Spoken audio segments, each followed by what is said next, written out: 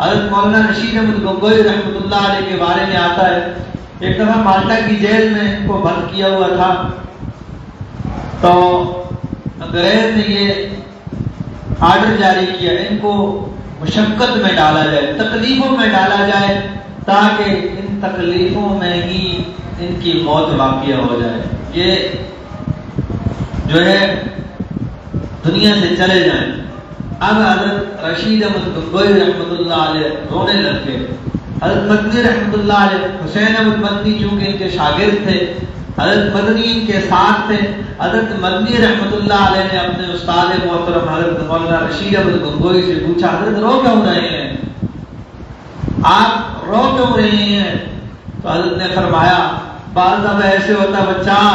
انسان کی جان کو بھی اللہ کو جو ہے لگا لیتے ہیں، انسان کا مال بھی لگ جاتا ہے، انسان کا وقت بھی لگ جاتا ہے، لیکن اللہ قبول نہیں کرتے۔ میں اس لیے رو رہا ہوں، ایک جان ہے اللہ کے دین کے لیے یہ بھی قربان کر دوں گا، اگر اللہ نے قبول نہ کی تو میرا کیا بنے گا؟ تو یہ خوف تھا ان کو، پتہ نہیں یہ قربانیاں دے رہے ہیں، یہ مشقتوں میں زندگی گزار رہے ہیں،